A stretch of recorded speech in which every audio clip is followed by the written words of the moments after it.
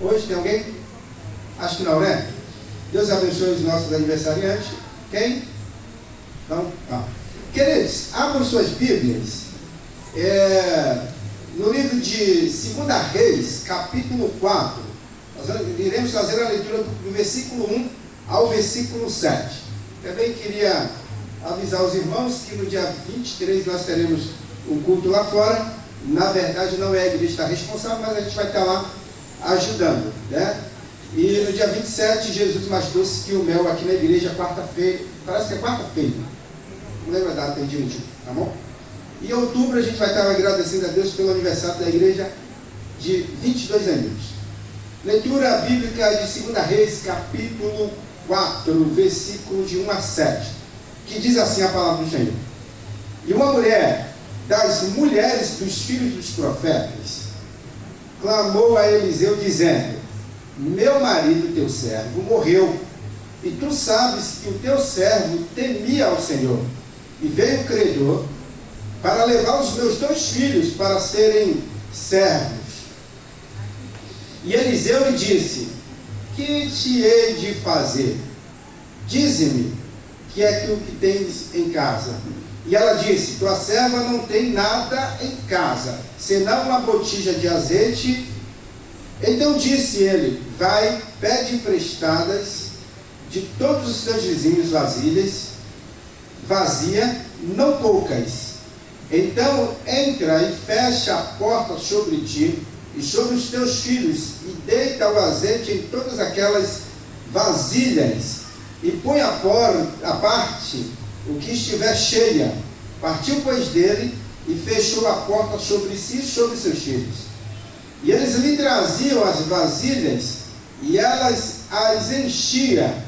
E sucedeu que, cheias que foram as vasilhas, disse a seu filho: traze-me ainda uma vasilha. Porém ele disse: não há mais vasilha alguma. Então o azeite parou. Então veio ela e fez saber ao homem de Deus. E disse ele: vai, vende o azeite e paga a tua dívida, e tu e teus filhos viverei do resto. Olha que coisa bacana, né? Inclina sua cabeça e oremos. Pai santo e Pai querido, a palavra tua foi lida nessa manhã, nessa noite. Nós te pedimos autorização para falar sobre a tua palavra, nada mais do que isso. Deus, nos use como instrumento do Senhor. Também permita que o coração dos meus irmãos, aqueles que estão aqui, aqueles que estão viajando, aqueles que estão em casa, Deus, em nome de Jesus, vai com a tua palavra, com o teu Espírito Santo, e molde o coração, frutifique a tua palavra no coração de cada um, e que essa palavra, Deus, ela dê 30, 60 e 100 por um. Oramos a ti e te agradecemos, não porque merecemos, mas no nome de Jesus, e os anjos digam amém. Amém. Queridos, queridas, palavra de Deus lida aqui nessa noite. Nós vamos falar, nós teremos por tema o seguinte tema, né? Poderíamos deixar aqui: milagres acontecem em casa. Milagres acontecem em casa. O que você tem, ou o que você teria, né, para começar, iniciar o milagre do Senhor? Às vezes nós temos muitas essas preocupações: porque eu preciso de um milagre, porque eu preciso disso, que eu preciso daquilo. Mas o que você tem? O que você tem apresentado a Deus para começar os milagres do Senhor? As nossas preocupações são constantes, né? Nós estamos aqui com um texto narrado, que relata a história de uma mulher.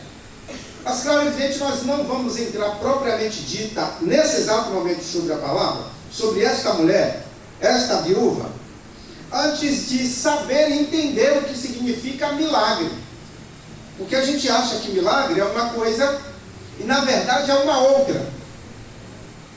E como, em regra, né, cada um entende o milagre de uma forma. Ou cada um entende que alguém trouxe um milagre para a sua casa, para a sua vida de uma forma. Mas quando você entende de Deus este milagre, as coisas se tornam muito mais fácil e evidente. Alguns acreditam em milagres, outros têm uma total distorção do que é milagre. Outros entendem de fato que é milagre baseado nas Escrituras Sagradas. Para falar de milagre, me traz à memória um filme que eu acredito que todos aqui já assistiram. É um filme extremamente triste, que é A Espera de um Milagre. Assistiram, né? Esse filme é incrível, mas é um filme penoso, não é? É penoso, não é? É um filme que se passa em um presídio dos Estados Unidos da América, em que um carcereiro, vou dar aqui um spoiler para você que se não assistiu ainda, vou dar a assistir. Em que um carcereiro, ele tem um relacionamento em comum com esse prisioneiro. Mas por quê? Esse prisioneiro está condenado à morte. Qual foi o motivo da morte? Aliás, o nome ali seria o Koff, né? O nome do ator ali, é um negro grandão, né? E esse ator, acho que é Michael, morreu acho que em 2012, se não me falha a memória. Acho que teve um infarto fulminante e acabou vindo a óbito. Agora, qual foi o motivo que levou a esse cidadão? E na verdade, esse filme é baseado em fatos reais, né? O que levou esse cidadão àquela prisão? Supostamente, relataram ali que ele havia matado 2 crianças, que na verdade essas crianças são gêmeos. Vocês chegaram a entender essa história, né? A história toda a narrativa se passa que ele matou 2 crianças. E essas crianças tinham mais ou menos ali em torno de 7 para 9 anos, se não me falha a memória, né? Mas era um homem enorme, um homem grande, um homem daquele tamanho, mas tinha um problema com ele. Ele tinha medo do escuro e era muito ingênuo. Por isso, e supostamente ele havia matado essas 2 crianças. Tinha um pavor de escuro. O filme narra ainda que ele possuía um dom sobrenatural. Com o passar do tempo, o carcereiro começou a perceber isso, né? Começou a perceber que os milagres aconteciam naquele ambiente. E ele dizia, o carcereiro dizia, os milagres acontecem em lugares inesperados, ou inesperados. Com o passar do tempo, esse carcereiro percebeu. Agora ele tinha um problema, porque ele dava cura para as pessoas, mas tinha um problema. Qual era o problema que acontecia ali? Qual era esse pequeno problema? O problema, queridos, era que ele curava, tirava a doença de alguém, sarava alguém, só que essa doença ou transportava para o corpo dele, para a vida dele, ou era lançado para uma outra pessoa. A doença ou o problema que a pessoa tinha não ficava pairando em algum lugar, desaparecia, passava para um outro, para um terceiro, ou para ele mesmo. Seria isso um dom divino?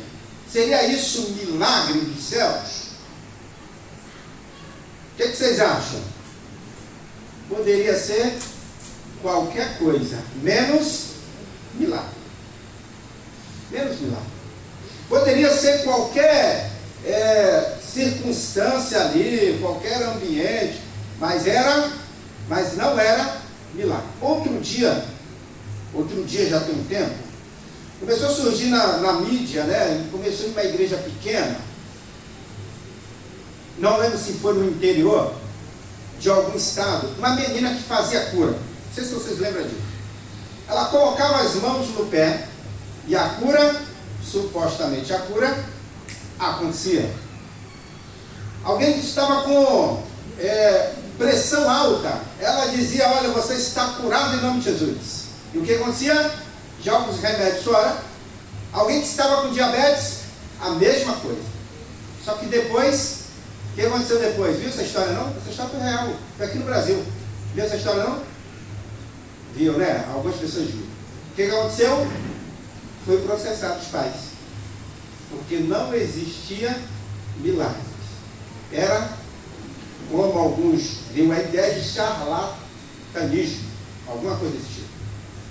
Poderia ser qualquer coisa. Vieram até pessoas a óbito, porque deixou de tomar remédio, deu problema na enfermidade, agravou a enfermidade. Verdade é que milagre, a gente pode ter uma ideia de uma coisa e é outra totalmente diferente. Definição de milagre. O que seria milagre? Acontecimento ou feito surpreendente que não se explica pelas leis naturais. Acontecimento fora do comum, como diz aqui o dicionário. Mas também diz, no dicionário hebraico e grego, diz que são as maravilhas e sinais. E aí, alguns, quando você vai para o grego, diz que é dinamis ou dunamis, que quer dizer poder sobrenatural. Milagre que acontece. Senhor, ou sinais que acontecem.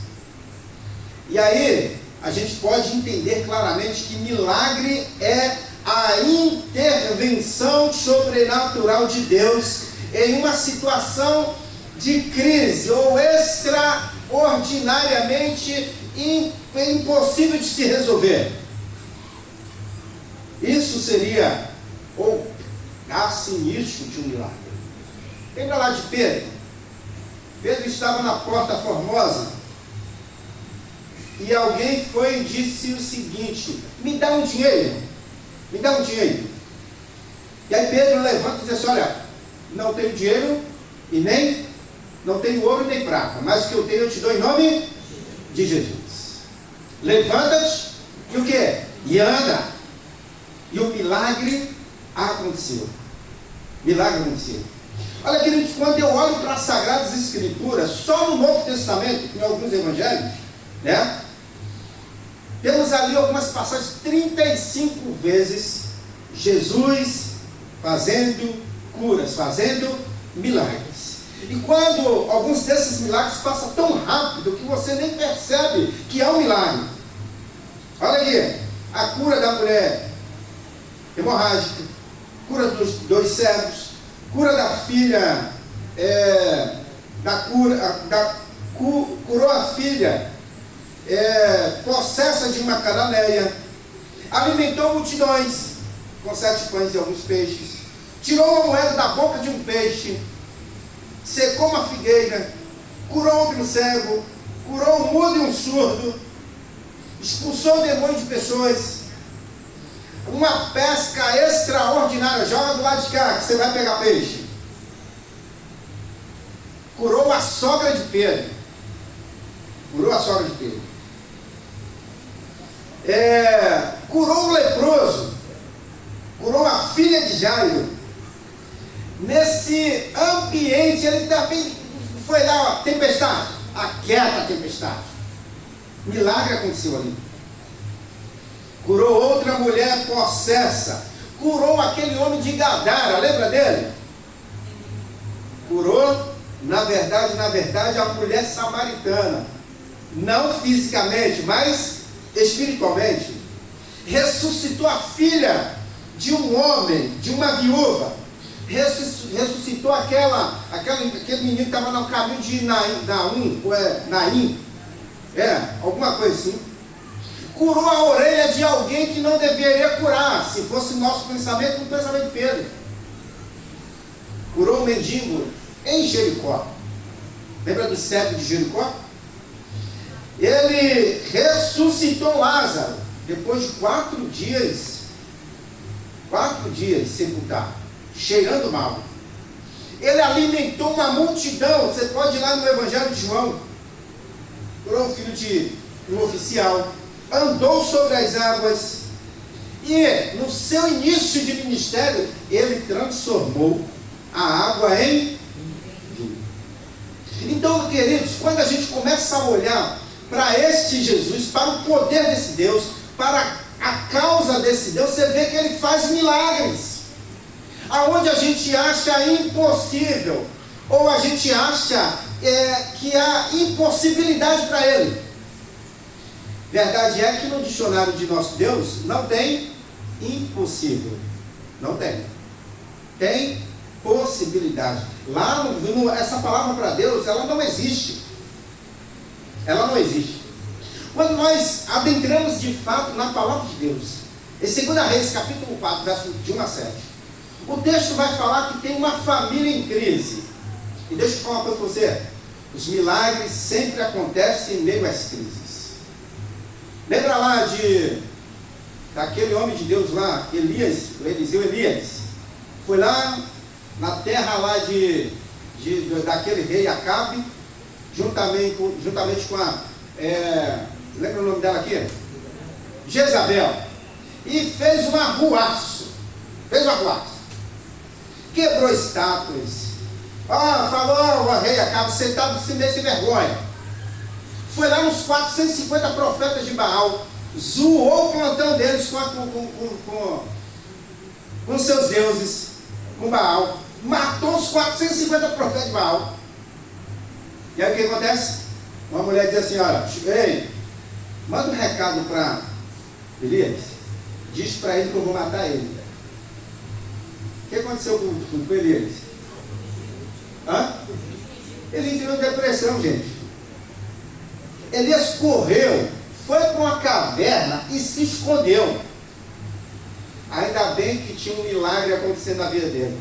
Olha o tempo de crise, Deus faz o quê? Ei, corvo, vai lá e leva pão para Eliseu. Vai lá, alimenta ele. Olha o tempo de crise que acontece, Deus começa a fazer os milagres. Só que Eliseu não viu um milagre extraordinário, aparentemente. Deus estava começando a fazer os seus milagres, um pouquinho ali, um pouquinho aqui, um pouquinho acolá, e os milagres foram acontecendo. O povo de Deus precisa acreditar no milagre. O povo de Deus precisa acreditar naquilo que está acontecendo em nosso meio, e nós não estamos vendo. Os milagres estão acontecendo. E os milagres começam em casa. Começa em casa. Quando, queridos, nós olhamos para esse texto, o texto diz que essa mulher, ela havia perdido seu marido. Só que quando a gente olha para essa mulher, para essa família, esse marido que faleceu, ele deixou um problema para essa mulher. Deixou um problema que aparentemente, uma vez que deixou o problema, esse problema seria sempre eterno. Lembra lá da história da viúva que ficou batendo na porta do juiz iníquo? O que ela queria? Ela queria, olha, resolve o meu problema, porque se você não resolver o meu problema, eu vou continuar mendigando, eu vou continuar passando necessidades, eu vou continuar em uma crise, eu vou continuar determinado a viver nessa situação pro resto da minha vida. Eu vou continuar assim. Então faça a justiça, porque eu tenho uma causa para ser resolvida contigo, ou diante da justiça. Nós estamos diante de um texto exatamente ou algo parecido. Até porque quem era viúva, quem era criança, quem era mulher, tinha problema na sociedade judaica. Tinha problema. Uma vez que ficou viúva e ficou endividada, tinha problema 2 vezes.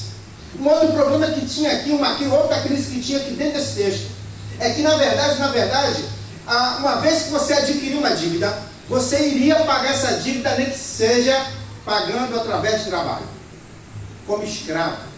Mas eu tenho uma propriedade, meu marido deixou uma propriedade. Beleza, então paga, faça produzir e me paga. Não tem não, ficou estéril a terra, ficou descansando, então vem da terra e me paga. Não tem como, já paguei, mas o dinheiro, juro, a inflação subiu, deu um negócio que deu um problema. Então, vem da sua terra, me dá um dos teus filhos, ou os 2 filhos, venda para mim, para pagar a sua dívida. Olha um outro problema que essa mulher tinha. Hoje, quando falamos de dívida, né, alguns dão uns calote aí, não dá? Dá. Outros estouram alguns cartões, não está nem aí. Só que deixa eu te falar uma coisa hoje. Hoje fica meio esquisito se você ficar devendo, tá? Isso pode te cobrar. E se te cobrar, se não prescrever, quem dirige pode ter a CNH suspensa ou cancelada. passaporte para alguém que viaja, né? Que pode viajar aí, de repente, Argentina, Venezuela, não sei, Venezuela não investiguei, né? Tá ruim. Estados Unidos, para Orlando ali, Disney, deu ruim. Se porventura você tiver devendo, seu CPF começa a ficar meio esquisito lá, dá uma série de coisas. Aqui nesse contexto, o que tinha? Qual era o problema que tinha? Era pegar um filho e ser vendido. Estava com problema essa mulher. Agora, a verdade é que essa mulher, além de ter o seu esposo, que veio a óbito, o que esse esposo deixou? Deixou uma dívida para ela. Como é que ela vai pagar agora? Conta aqui também nesse texto, que além de deixar uma dívida, o seu credor, não se sabe quando que ela estava deixando essa dívida, ou desde quanto que ela estava devendo, só se sabe que o credor foi lá na porta e disse, olha, é tempo de pagar meu dinheiro, é tempo de pagar a minha dívida. Como é que você vai pagar isso? Só que acontece algo extraordinário na vida dessa mulher. A chave dessa mulher começa a mudar quando parece que tudo estava perdido na vida dela. Algo começa a surgir na vida dessa mulher e de seus filhos. Porque alguém passa pela vida dela. E quando alguém passa pela vida dela, vinda por Deus, vinda dos céus, as coisas começam a mudar. Essa mulher encontra esse profeta, o que a gente precisa identificar aqui também, que além desse homem ser um homem que deixou uma dívida, mas ele era quem? Um homem temente a Deus. Tanto é que o texto começa assim, ó, e uma mulher, você sabe nem quem era ela, das mulheres dos filhos dos profetas, significa que esse homem era o quê? Alguma coisa envolvida com o profeta. Aí o que ela faz? Ela chama Eliseu, vem cá, filho, eu estou com um problema. Meu marido dessa mulher aqui, teu servo. Significa que ele era profeta, mas ele estava envolvido com o quê? Com Eliseu, porque deveria ser algum auxiliar deste homem aqui, deste homem de Deus. E ele diz, olha, o teu servo morreu, e tu sabes que o teu servo temia o Senhor, não era qualquer um, era um homem de Deus, era alguém que temia o Senhor, que estava envolvido com o Senhor. Só que ele morreu, e veio o credor para levar os meus 2 filhos, não um só, mas os 2, para serem servos. Servo aqui é a mesma palavra de escravo, né? Agora, Eliseu olha para aquela mulher, eu fico imaginando, e eu poderia também cogitar algumas questões aqui. Essa mulher olhar para Deus e falar assim, Senhor, meu marido era temente ao Senhor, só que em vez de ele morrer e nos deixar abastar, de repente com auxílio de seguro-desemprego, de repente com um dinheiro na conta, de repente com um patrimônio de uma boa casa, alguma casinha lá alugada para poder adquirir alguns recursos para nos manter, ou até nossos filhos começaram a ter outros meios para adquirir e começaram a trabalhar para trazer sustento para a nossa casa. Olha, aquele sem vergonha deixou para mim, e era homem de Deus, era homem teu, tá? Uma baita de dívida. O que eu vou fazer agora com isso, Deus? O que eu vou fazer com isso? Senhor, eu não acredito que você me fez isso comigo, não é possível, Senhor. Aí, o que eu ganhei agora? Morreu? Te servi a vida toda? Ainda deixou um problema na minha vida. Aliás, Senhor, ainda tem alguém aqui que bateu na minha porta querendo levar meus 2 filhos. O texto não fala nada disso. E provavelmente essa mulher não cogitava, porque alguém que estava envolvido no termo judeu temia tanto ao Senhor, ao ponto de olhar e dizer assim, ai de mim, que venha com esses questionamentos para o próprio Deus. Mas às vezes, queridos, nós em vez de procurar a pessoa certa, ou falar a coisa certa para Deus, nós questionamos Deus, nós reclamamos com Deus. Nós falamos com Deus de maneira até inapropriada. Lembra lá daquela mulher quando foi buscar a cura para sua filha, que ela disse o seguinte, olha, o próprio Deus falou assim, vem, ela gritando, Senhor, Senhor, Senhor, e não era do termo dos judeus, não era da parentela judia, não era da parentela dos hebreus, e ela vem gritando desesperadamente, pedindo milagre, pedindo cura, pedindo socorro pela sua filha, que estava lá endemoniada. E os discípulos, talvez cogitando, deve haver uma maluca ali. Jesus olha para ela e finge que não está ouvindo. Se você pegar o texto lá, vai perceber que Jesus não dá muita bola para essa mulher, não. Não dá muita bola para ela. E os discípulos, talvez, cala a boca, para essa confusão. O mestre nem está olhando para você. E depois dessa história, Jesus ainda fala para ela assim: pode o dono dar comida aos cães? Aos cachorros? Alguma coisa assim? Ou tirar a comida da boca dos seus filhos para dar ao cão? O texto é mais ou menos assim. E ela, com temor e tremor, diz assim: olha, mas até os cachorrinhos, lá na minha terra, lá no meu estado, lá no meu país, come das migalhas que caem da mão dos seus donos. Ela começa a entender que o milagre vai acontecer em lugares inesperados, mas que ela precisa desse milagre. E quando a gente volta aqui para o texto, queridos, quando a gente volta para o texto, é bem provável que as dívidas, como disse ali, seriam inúmeras.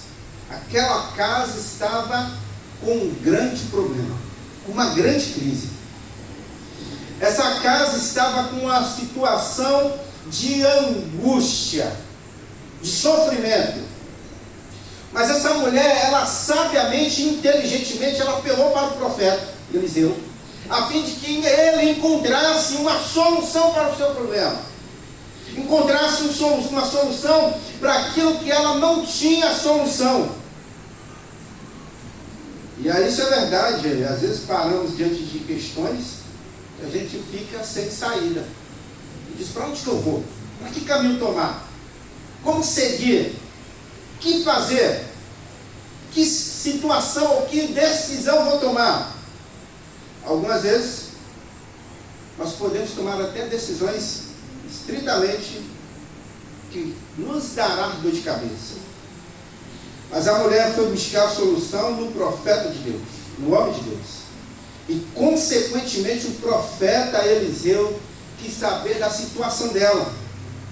E consequentemente respondeu ele,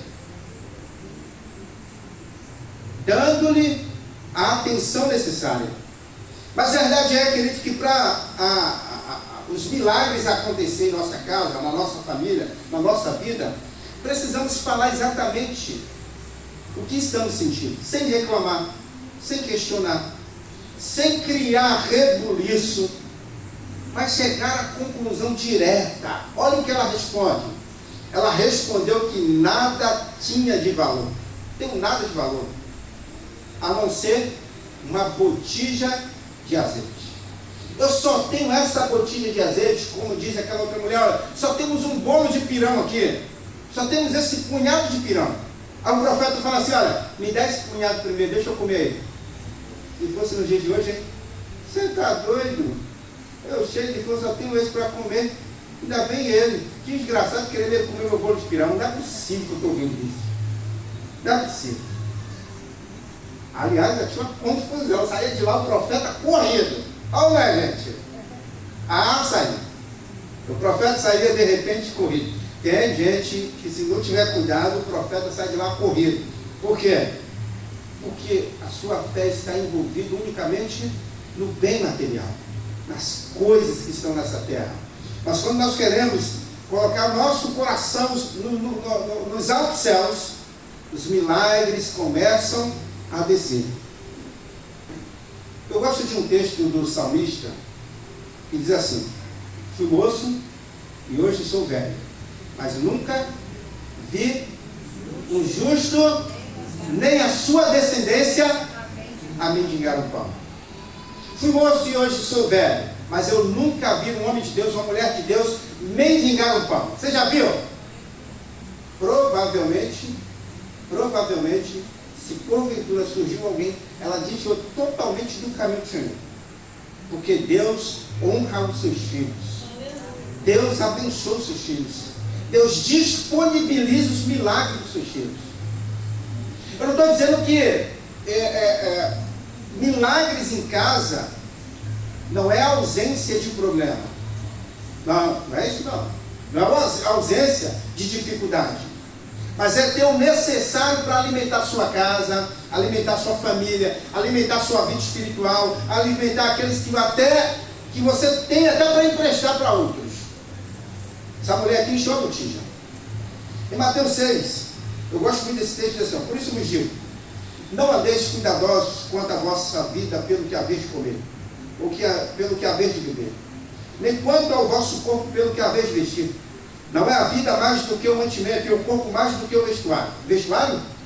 Olhai para as aves dos céus, que nem semeiam, nem cegam, nem ajuntem em celeiros, e vosso Pai Celestial as alimenta. Não tendes vós muito mais valor do que estas? E qual de vós poderá, com todos os seus cuidados, acrescentar um côvado da sua estatura? E quanto ao vestuário, por que andais solícitos? Olhai para os lírios do campo, como eles crescem, não trabalham, não fiam, e eu vos digo que nem mesmo Salomão, em toda a sua glória, se vestiu como qualquer deles.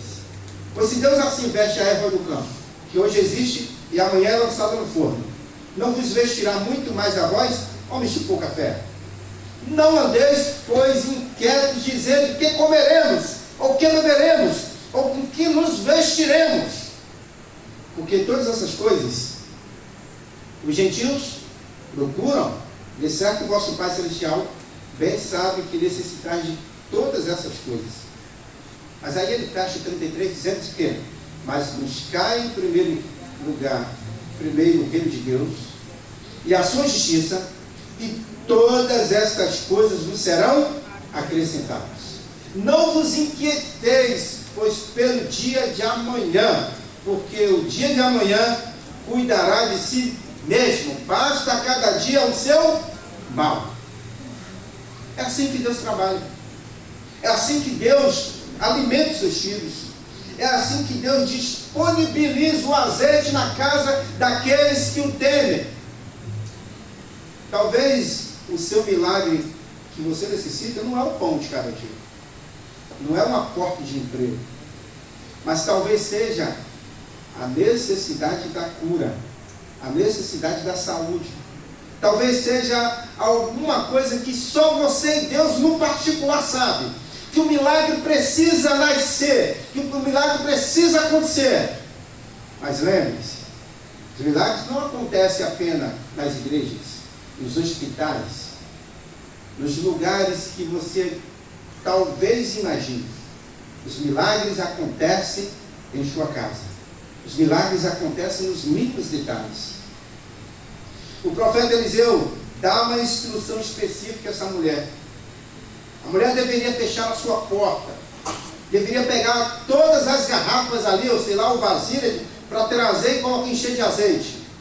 Ela deveria ter amigos e vizinhos que teriam um compromisso com ela, uma responsabilidade, uma amizade com ela.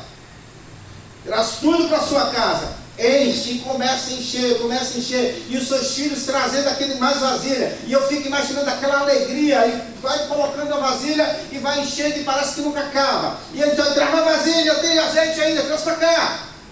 E quando chega no final, o filho diz, olha minha mãe, acabou as vasilhas, e o azeite parou de cair. O que fazer com tanto azeite agora? O que fazer com todo esse ambiente, com todo esse milagre agora? Vai lá, paga as suas dívidas, se alimenta dele, vai viver do que você tem. Querido, querida, Deus disponibiliza milagres para nossas vidas, para nós. E esses milagres são tão importantes, são tão extraordinários, que Ele derrama, Ele transborda, ao ponto de outras pessoas se alimentarem sobre esses milagres também. E para a gente encerrar, queridos, a viúva e o texto esse texto extraordinário nos deixa algumas lições. Eu queria deixar duas aqui para a gente encerrar. A primeira lição, ou a primeira orientação aqui que o texto nos traz à memória, clareza, né? É que precisamos ter atitudes para que esses milagres precisam acontecer. Primeira situação, precisamos ter atitude. mas uma atitude perfeita do marido que, mesmo morto, as suas obras foram reveladas. As suas obras foram jogadas para o ar. E olha o que diz o texto em Mateus capítulo 5, verso 16. Assim resplandeça a vossa luz diante dos homens. Assim resplandeça a vossa luz diante dos homens. Assim as suas obras sejam resplandecidas diante dos homens. Assim a sua obra, a obra que você faz para o reino dos céus, seja resplandecida, traga à luz essas obras que você faz.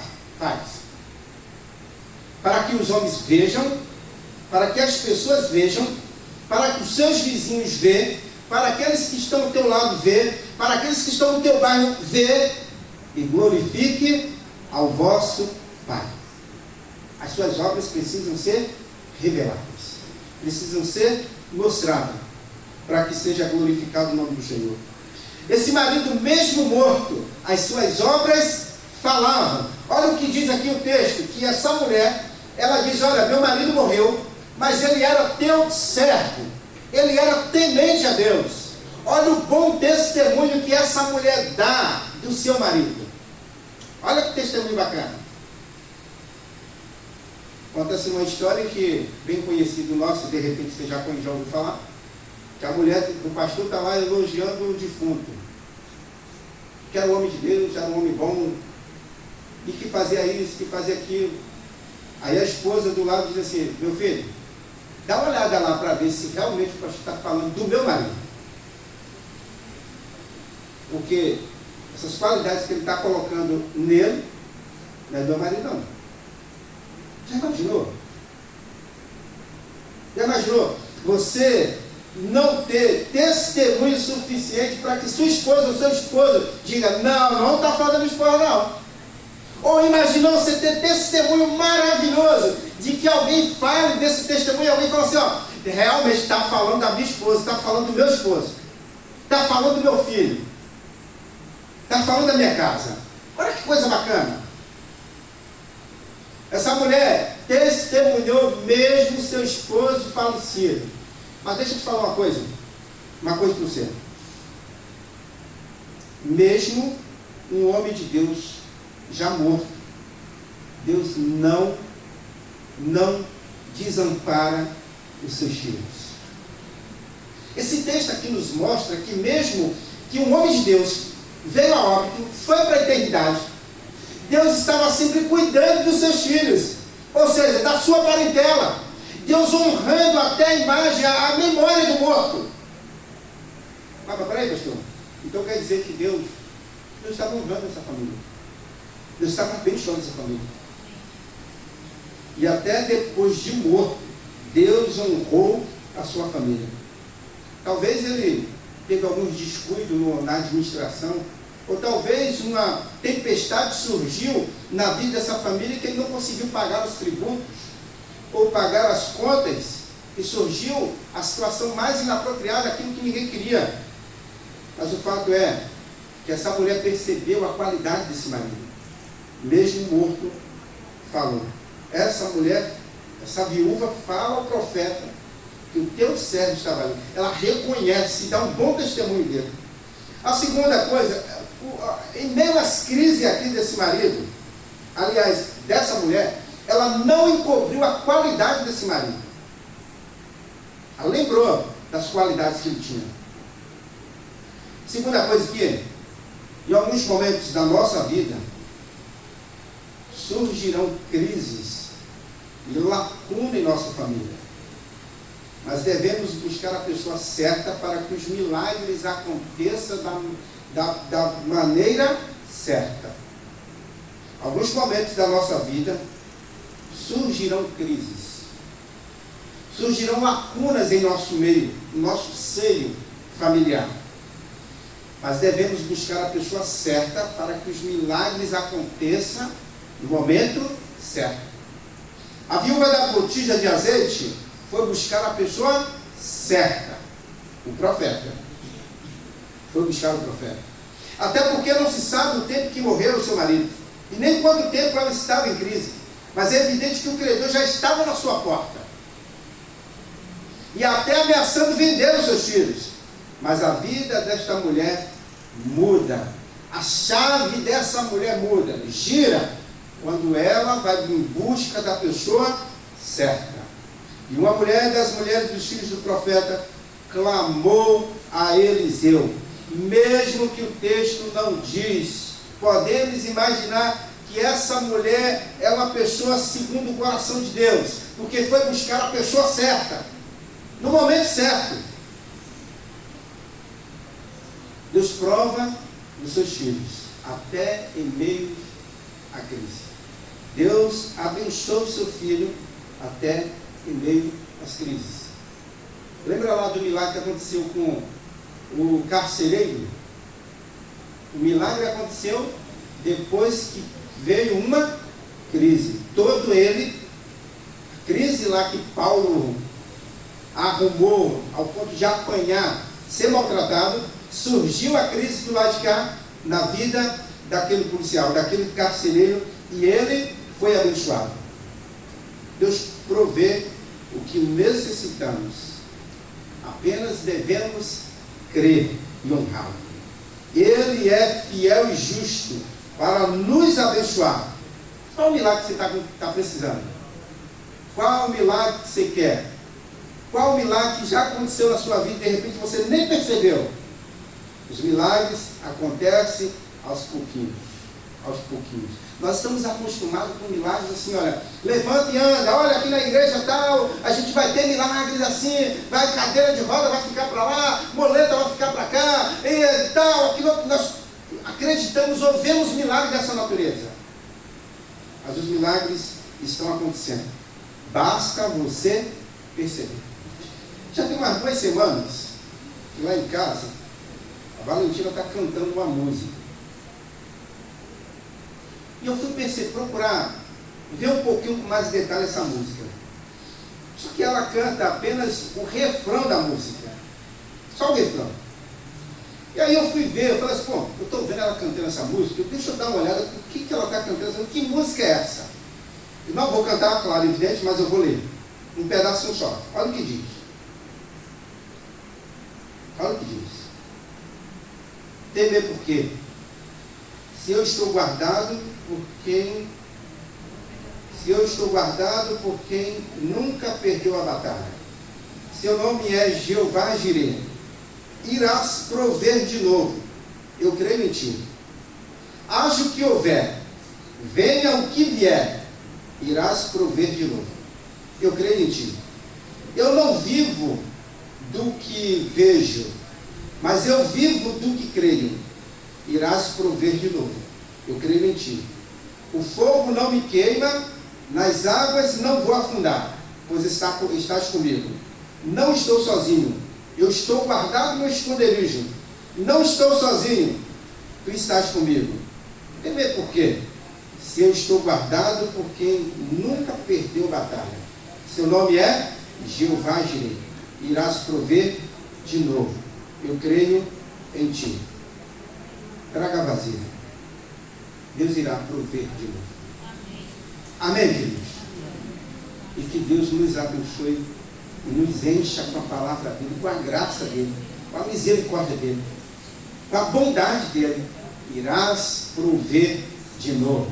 Apenas creia no milagre do Senhor. Não olhe para o cenário, não olhe para o cenário, porque o cenário ele é enganoso. O cenário que nós estamos vendo é enganoso. Olha para aquilo que está além do muro, através dos olhos da fé. Os olhos da fé. Ele irá prover de novo os seus milagres na sua casa. Amém, queridos? Amém. Deixa eu orar com você em nome de Jesus. Ó Santo Deus e bondoso Deus, nós sabemos no Deus que nós servimos e cremos, e sabemos que é um Deus que irá prover tudo aquilo que o teu filho, que a tua igreja, que o teu povo necessita. Não tem, ó Deus, fogo, não tem, ó Deus, homem, não tem, ó Deus, mulheres, não tem, ó Deus, inferno, não tem, ó Deus, nada, absolutamente nada que possa manipular ou intervir nos teus milagres, ó Deus. Não tem. Não tem Deus. Prefeito, não tem presidente, não tem ministro, não tem homens, não tem pessoas, não tem absolutamente ninguém. O Senhor, se quiser prover, o Senhor pode prover a hora que quiser, Senhor Deus. Porque o poder é teu, a graça é tua, a misericórdia é tua, o amor é teu. Ó Deus, nesse tempo todo, ó Deus, que a raça humana existe na face da terra, o Senhor sempre proveu o necessário para este povo. E nós queremos, Deus, unicamente na tua palavra. A tua palavra que subsiste aí eternamente, já tem mais de 2000 anos. E ela continua a mesma. Homens sobem, homens descem, homens aparecem, homens desaparecem. Reinos sobem, reinos descem, mas a tua palavra permanece. Então, Deus, nós só temos que crer nela, apenas crer nela. Porque o homem que crê, ou o homem que não crê, é como a água da praia que passa, ou o vento que bate e desaparece. Mas o teu filho que crê na tua palavra, que crê nos pequenos milagres, que crê na promessa do Senhor, é um homem, ó Deus, que vive intensamente e envolvido com a tua graça, com a tua palavra, com o teu amor. Oramos a ti, Deus, te agradecemos. Haja com teus milagres sobre nós. E nós te agradecemos pelos milagres que já estão acontecendo. O Senhor tem provido o necessário e irás prover mais o necessário. Oramos a ti, Deus, e te agradecemos, não porque merecemos, mas no nome de Jesus. Amém. E graças a Deus. Amém. Você que está em casa, muito obrigado pela sua presença. Deus te abençoe. Em nome de Jesus, eu quero